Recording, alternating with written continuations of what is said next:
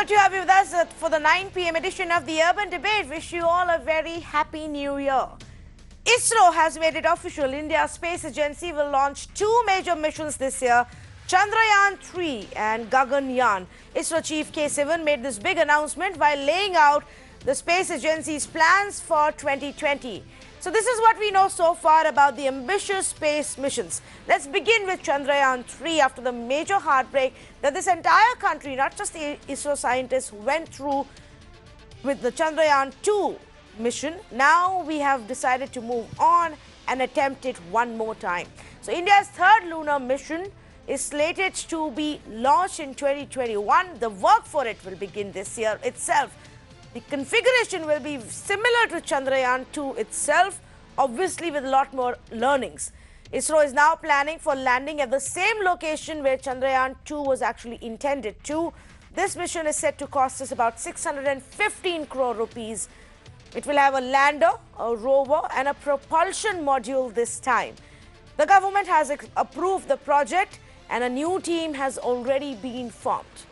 Now that's Chandrayaan 3. What do we know so far about Gaganyaan, the first unmanned space mission that India will really carry out? Well, that's essentially what it is. The first manned space mission that we will carry out. We will in fact send 3 astronauts to the space by 2022. Of course, these astronauts will spend about a week on board Gaganyaan in space, but before that they will have to go through a lot of training, a lot of exhaustive training and preparations. Right now, through an exhaustive process, 4 of these astronauts have been shortlisted. 3 of them will make it to the final mission. Before that, they will train in Russia from the 3rd week of January itself. This mission is slated to cost us about 10,000 crore rupees. India has signed agreements with Russia and France for cooperation on working on Gaganyaan. So we decided today here in the first year of 2020, let's try and understand what ISRO is up to, what India's space ambitions and dreams are about. When can we finally land on moon? When can we send a man into space? All of those questions, let's get some answers. And who better to give us these answers than the chairperson of the Indian Space Research Organization, Mr. Sivan himself. Mr. Sivan, good evening. And thank you so much for joining us. On New Year's Day, you've made a big announcement, Mr. Sivan. Explain it to our viewers. The 2 space missions that you have now made official, Chandrayaan 3 and Gaganyaan, what is the timeline? What's the plan going forward? Chandrayaan 3 is basically it's a repeat of Chandrayaan 2 mission, but the only thing is that in Chandrayaan 2 we had orbiter, lander, rover, but in Chandrayaan 3 we will not have the orbiter, and whereas lander and rover it is mostly it will be same as Chandrayaan 2 mission, and instead of the orbiter we will have a propulsion module to take this lander to the moon. That is a plan. And regarding Gaganyaan, is a manned mission program. That is here that last year that a lot of works have been completed. Now we are working towards realizing the first unmanned mission. For that, whatever required, the testing of the vehicle system for human rating, that is going to be done. Another one is another very important thing is that we have selected this the astronauts for the Gaganyaan program.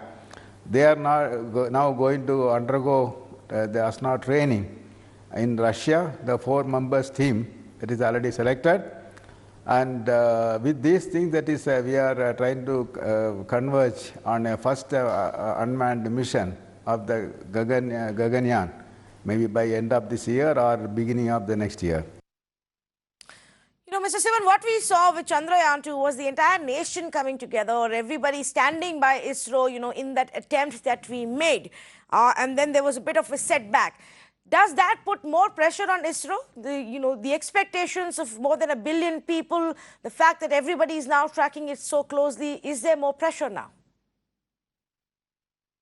No, we don't have any pressure. This one, that is, what we did was we could not demonstrate this landing technologies in the Chandrayaan 2 mission, we achieved, we have demonstrated many other technologies except the landing.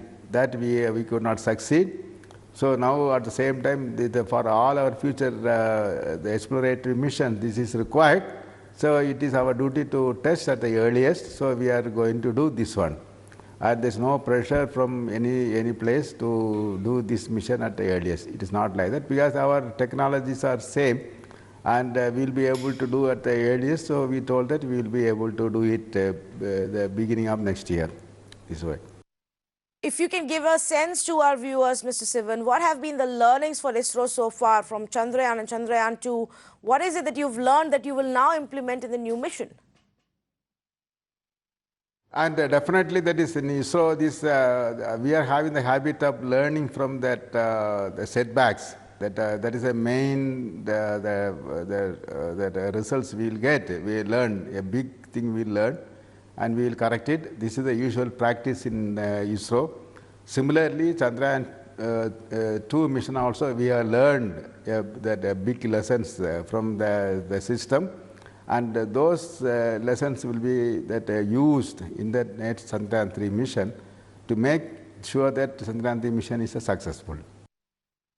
Let's talk a little bit about Gaganyaan now, Mr. Sivan. It will be India's first manned mission. We'll be sending astronauts into the space. People want to know a lot more about this. What kind of training, what kind of experiences will these astronauts have? Give us some insights. Now, this the Gaganyaan, the first mission, unmanned mission, what we are going to do, we are going to send a robo for instead of a man. So it will be simulating exactly the human behavior, so that the response of the robo with respect to the environment that will be recorded, that will be coming. In addition to that, we don't want the mission to go waste. We wanted to make use of the mission, the unmanned mission, for useful purpose, for learning the science. That is for that purpose we announced the opportunity for that institutes, and we got a lot of proposals, and now the 6 proposals of the 6 experiments, microgravity experiment and biological experiments, were selected, and that will be also flying along with the Gaganyaan, that robo mission, so that when we are returning this one, we will be demonstrating the system. At the same time, some science also will be there, and every mission we will have some science, so that the mission is not going waste or only this one. So that is our purpose, so that each mission will feed to the youngsters with a lot of information about the science. So then, Mr. Sivan, the obvious question, and many would have this in their minds tonight, is when will we send humans into the space finally? Is there a timeline, a target you've set for yourself? See, that is before we are sending the real human, that is we need to do that 2 missions consecutively successful without the human. So that's what the first mission we are targeting for the end of this year or beginning of next year. So in this thing, whatever we learned, that will correct in the next mission. So once again that we will have the unmanned mission, and after ensuring that both the missions went without any problem, then the 3rd mission we will have the manned mission. This one. Mr. Sivan, I have a slightly personal question to ask you. A day after Chandrayaan 2, the entire nation saw the visual of you with Prime Minister Modi. And, there's always this question that comes into a person's mind. We saw your human side, we saw your humane side, you let your emotions be seen to the entire country. Is it a good thing for a scientist, to have and show these emotions? Is that good or bad, in your own view? And see, whether it's a scientist or there or not, it's a human. So definitely that the emotions will be there. Without the emotions, that whether that scientists or humans, it's incomplete. So that's what whenever we need to have this emotion, and that emotion only expressed at that time, in the Chandrayaan 2 time. This one. So then what are the words, if you can tell us now, words of encouragement, words of advice and inspiration that you've given and shared with your ISRO scientists that will get their emotional, question going and all set for 2020? So that is today morning that first activity what I did today morning was to talk to my people through video message. I discussed or I talked about what are the ISRO scientists achieved in 2019, and we just scanned through whatever achievements they made. Because of their hard work, they could achieve that much that activity in the 2019, and at the same time that 2020 also that we listed out what are the work in front of them, and I am sure that ISRO scientists always will raise the occasion, and they will be able to meet the demand whatever that nation has put on us, and those things that will be met. And that's what we conveyed to them, and they were extremely happy to accept the New Year message. But I must say this, Mr. Sivan, that we're all extremely proud of all the ISRO scientists and extremely proud of you. You've given hope and dreams to so many youngsters in this country, got everybody's imagination going, and we're always going to back ISRO for all the work that you're doing in the field of science. Thank you so much for joining us and speaking to the viewers of Mirror Now.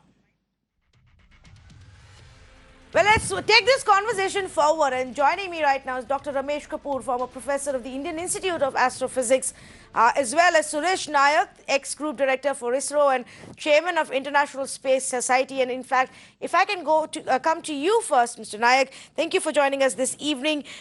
Just to take the point forward from what I was asking Mr. Sivan, is it a good thing for scientists to have and to show these emotions? I can't remember the last time India actually got to see that side of any ISRO scientist.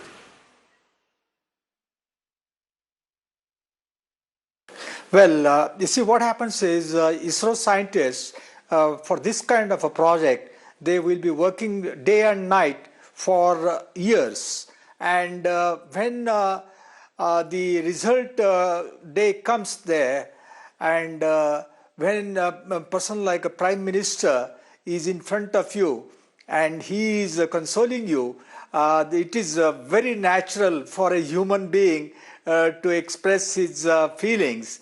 And I think it is, to a certain extent, it is a very sort of honest expression on the part of the scientist, in this case Dr. Sivan, and there is nothing wrong about it.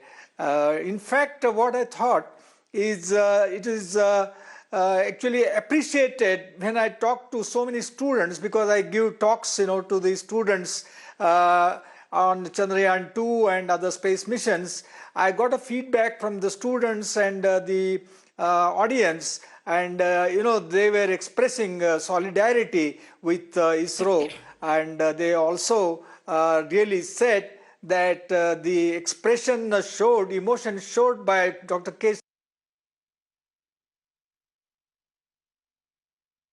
Right.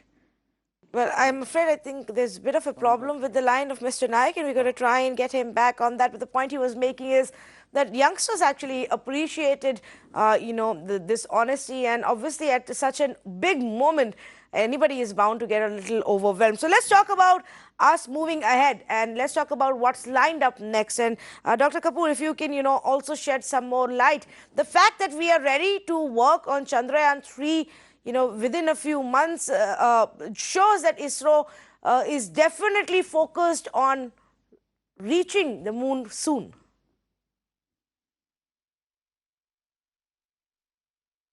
Well, you're right, and I heard what Dr. Sivan had talked about in this conversation, and his words are a great inspiration for the young generation, and in fact everybody.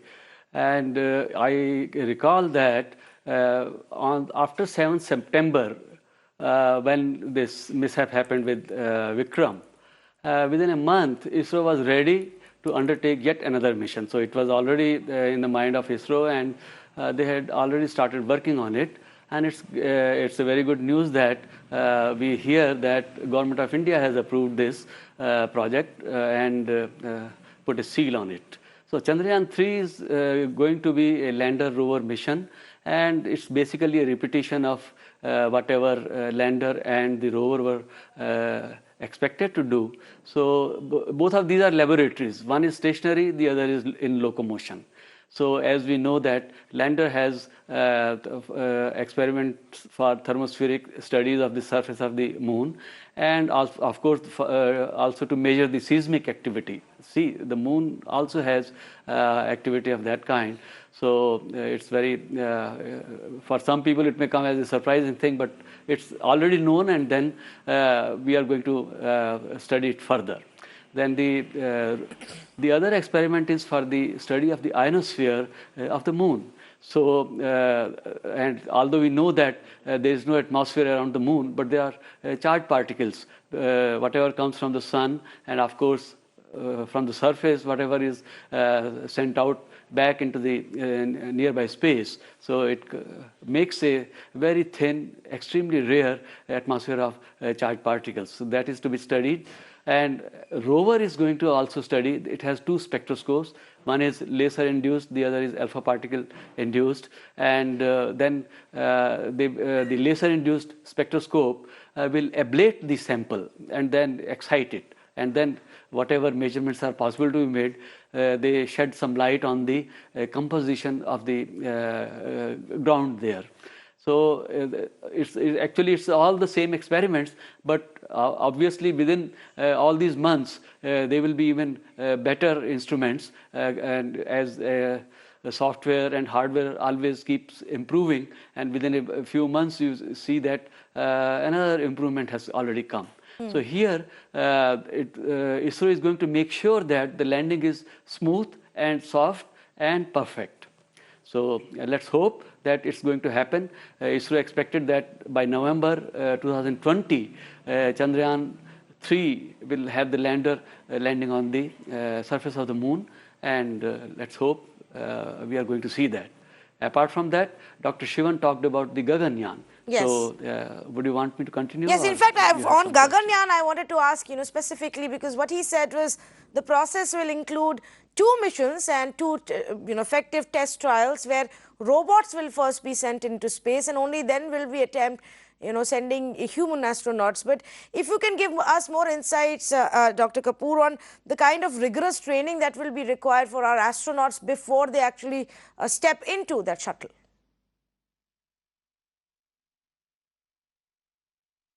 Yes, actually, the human space flight is the ultimate space mission.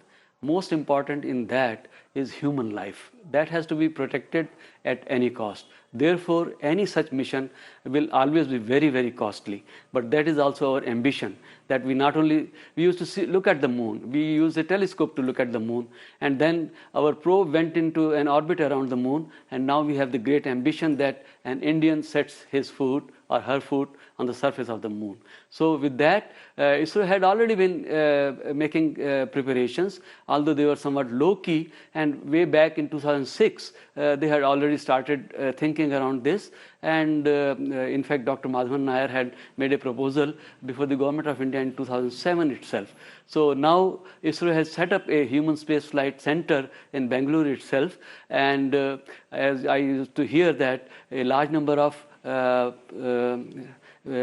prospective astronauts have been selected, and they were shortlisted for training. Now, training requires a tremendous amount of endurance at physical level, at mental level, at emotional level, and then how you bear it out, because we expect that our Gaganyaan will go around the Earth in a low Earth orbit, say about a height of 400 kilometers, and they must survive for those 7 days.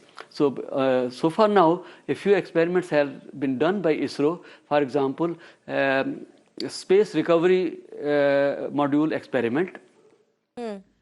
Second was the atmospheric re-entry.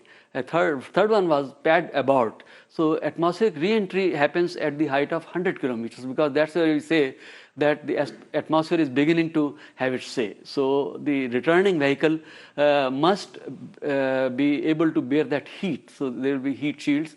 Apart from that, in this Gaganyaan mission, a very important thing is going to be given to us by Russia. Yes. That is human life support system that consists of water, oxygen, and food, and of course the thermal management so that the instruments function. So all of that also is being taken care of. And for 1 year, 4 astronauts who have been shortlisted have to receive training in Russia from Glavkosmos, which is subsidiary of Roscosmos. Yes. In fact, I was going to ask you the question, any specific reason why there's a training in Russia and not here itself, or even, with NASA, but I get the point that you're making, and perhaps that's why the astronauts will be going there. But Dr. Kapoor, how does this help? How does, in what ways and what new things will we learn about space and, about science by sending these astronauts in space? Like you said, sending humans is one of the most, coveted and big achievements and glorious achievements. Why is that? What is it that we're looking to learn?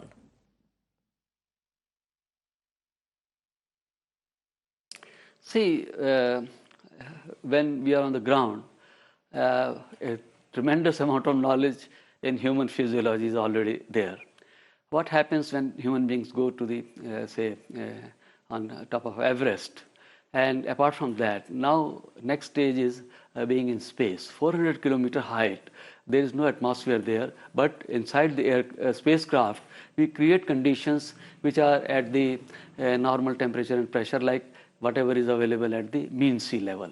So that thing is to be maintained there, and the kind of food that has to be developed for them, and they will be eating. So in microgravity, because they are in constant revolution around the Earth, they are actually in the state of microgravity. Very little effect of the gravity of the Earth is there.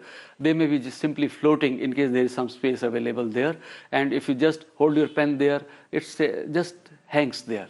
So it's like that. And apart from that, for every aspect of life is going to be studied there. So our own scientists are going to study all of that. So it all adds up to a tremendous knowledge gain on our part. Yes, and it's definitely extremely exciting, though we are a few years away from that turning into a reality. But I can already sense the excitement that was there in Dr. Sivan when he was talking to us about it, and all of the other ISRO scientists as well. Mr. Suresh Naik is back with us. Mr. Naik, if I could ask you this question, what we've seen in the recent past, watching and viewing ISRO's work and achievements so closely, has that brought in a new era even for the organization in terms of space research, government support, the infrastructure, the funds that are needed, the platform that will be needed for India's scientists to actually explore more? Do you believe that we are now entering a new age of space research in that manner?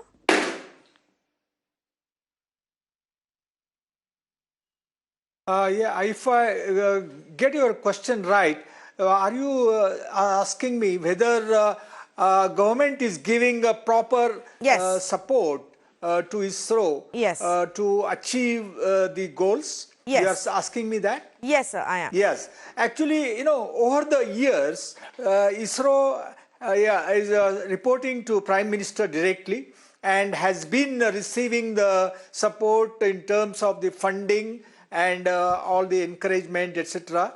But I must say that recent past, they have increased the budget substantially, and I must also say that they have given the ambitious task specifically to ISRO.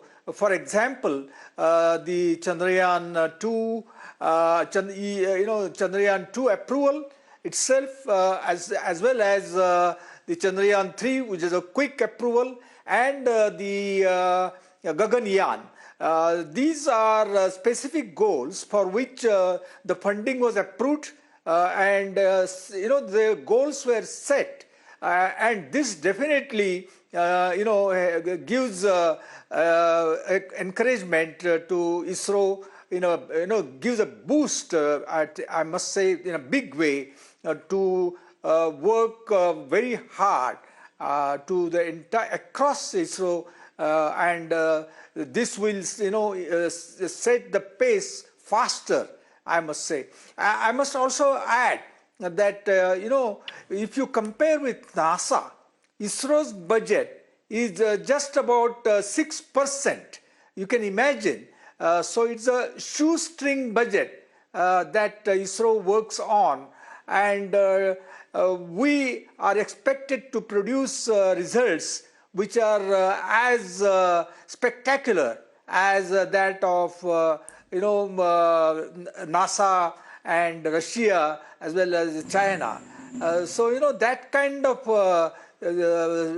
situation exists, and I must say that ISRO is really fulfilling to a large extent the people's and government's expectations as much as possible with that shoestring budget. Yes. And that is because, as Prime Minister puts it, because of the discipline with which ISRO works and the hard work they put in and the dedication, I must say.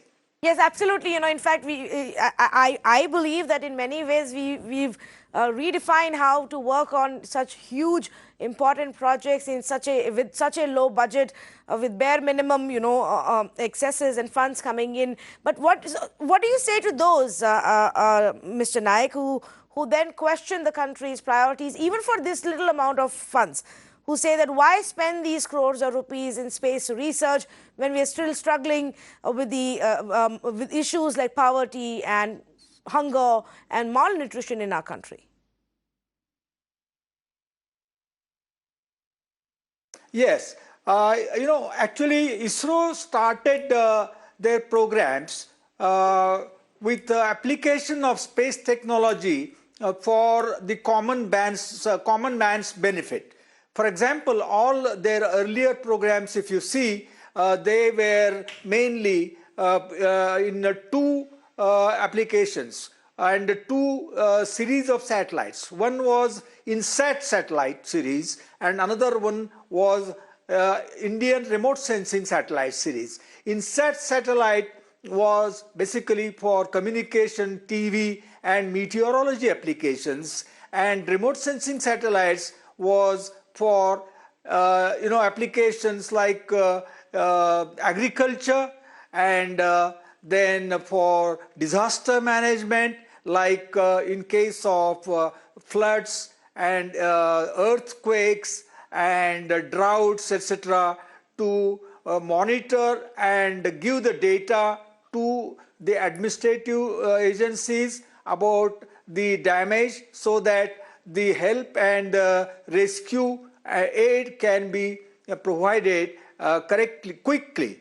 So there are huge several applications for remote sensing satellites and communication satellites. For example, during the cyclone situations, I must say that lakhs of people's lives have been saved by giving the exact location where the cyclone would hit. Absolutely. Earlier, because this information was not available, very precious lives have been lost. So I must say that for the first about 30 years, ISRO used the complete the resources in this direction. That is, to provide the benefits of space technology to the common man's benefit. And they did not look at the other applications like lunar and interplanetary missions.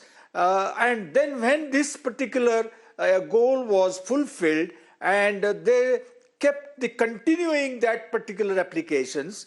In fact, we have one of the largest networks of INSAT and remote sensing satellites, and we are continuing this kind of services. On the other hand, now we had to turn our attention to lunar and interplanetary missions. We should not be, held napping on that front also. Yes. Because if you look at it, in the long term, we have also going to get benefits because of going to moon, establish human colony there, and there are precious resources available on the moon like helium-3, which have got very useful applications like producing power, pollution-free power, and when other countries are going to exploit that kind of application, we should not be caught napping. So I think we have to also turn our attention to that particular application Well, Mr. Nayak, you put it beautifully. Going to yes, the other planet. Because what we don't know is actually, what we discover could lead to so many more benefits. And just because we don't know what exists out there doesn't mean we shouldn't try to find out. We shouldn't explore. Look, and Mr. Suresh Nayak has so beautifully actually just enlisted how our various space projects have actually helped us and your and my daily lives and improving the quality of our daily lives, saving hundreds and thousands of lives. So we will continue to track and bring you more updates to understand what is it that ISRO is doing. How are the scientists really getting together and working on these crucial projects? Next on ISRO's radar are two very, very important projects, Chandrayaan 3 and then Gaganyaan. I'm going to thank our panelists for joining us this evening. We seem to have started Urban Debate with a big bang today with the ISRO chief and then two such esteemed scientists also joining us to explain, ISRO's next year's plan to us in such great detail. Thank you so much for joining us on this special broadcast.